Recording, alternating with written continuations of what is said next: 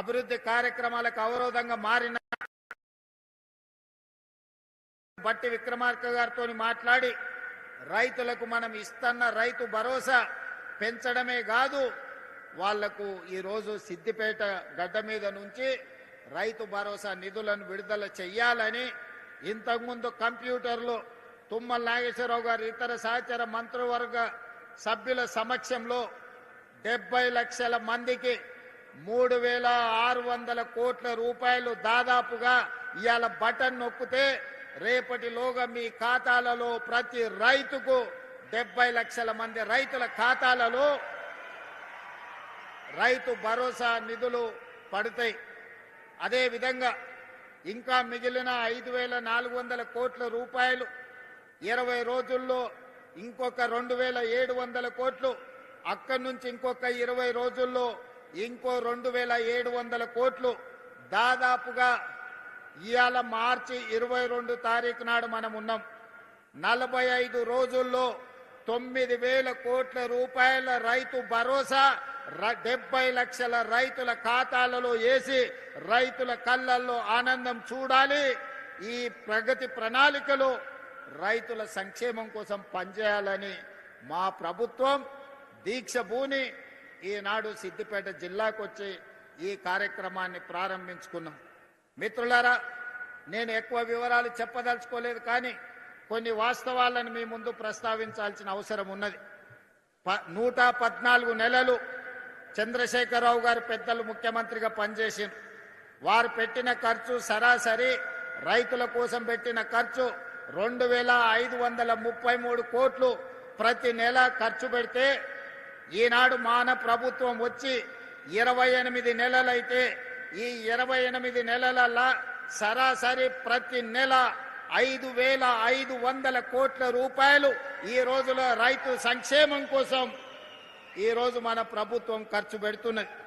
ఈనాడు రైతులకు ఇస్తున్న 24 గంటల ఉచిత కరెంటు కావచ్చు, రైతులకు అందిస్తున్న గిట్టుబాటు ధర కావచ్చు, రైతులు పండించిన సన్న వడ్లకు 500 రూపాయల బోనస్ కావచ్చు, రైతు రుణమాఫీ కావచ్చు, రైతు భరోసా కావచ్చు, రైతు బీమా కార్యక్రమాలు కావచ్చు.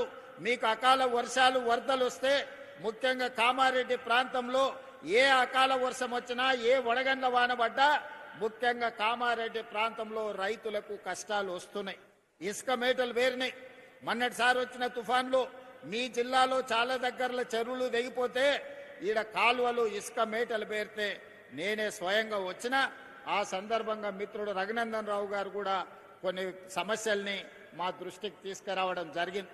ప్రతి దగ్గర రైతుకు పంట నష్టం జరిగితే, అకాల వర్షాలు వచ్చినా, వరదలు వచ్చినా, వడగండ్ల వానబడ్డా రైతుకు ఎకరాకు 10,000 రూపాయల లాగా నష్ట పరిహారాన్ని అందించి ఈనాడు రైతులను ఆదుకుంటే ఈ 28 నెలల్లో దాదాపుగా 1,30,40,000 కోట్ల రూపాయలు కేవలం రైతుల కోసమే ఖర్చు పెట్టి, ఇది రైతు ప్రభుత్వం, రైతు రాజ్యం అని చెప్పి రైతును రాజును చెయ్యాలని ఈనాడు మన ప్రభుత్వం ప్రయత్నం చేస్తుంది.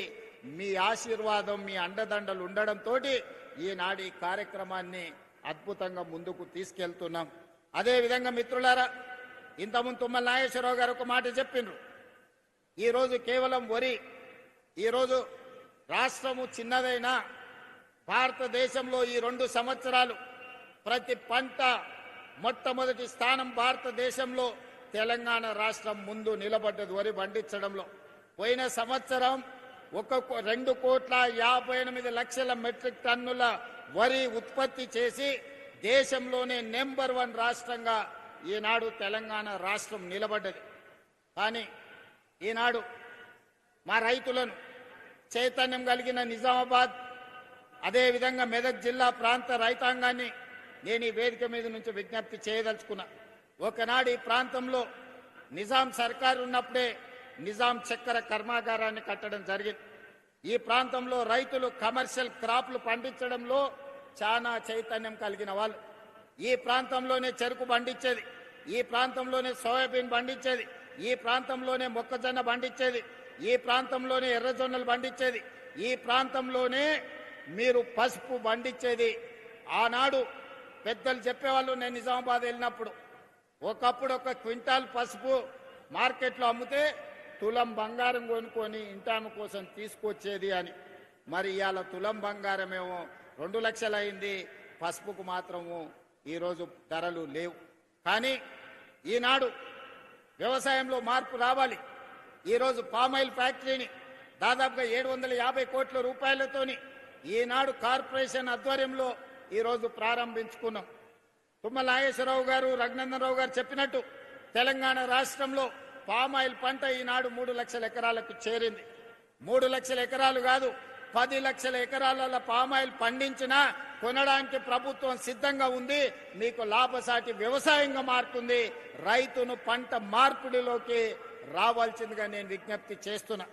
ఇవాళ వేదిక మీద వరంగల్ రైతులు ఉన్నారు, రాజకీయ నాయకులు ఉన్నారు, ఖమ్మం జిల్లాకు సంబంధించిన వాళ్ళు ఉన్నారు, నల్గొండకు సంబంధించిన వాళ్ళు ఉన్నారు. మీరు ఖమ్మం వరంగల్ ప్రాంతానికి పోతే మీకు పత్తి పండుతుంది, మిర్చి పండుతుంది. నల్గొండకు వస్తే వడ్లతో పాటు కొన్ని కందులు పండుతాయి. ఆ నుంచి మా మహబూబ్నగర్కి వస్తే పచ్చజొన్నలు, సజ్జలు, కందులు పండుతాయి. మా దగ్గర దోసకాయ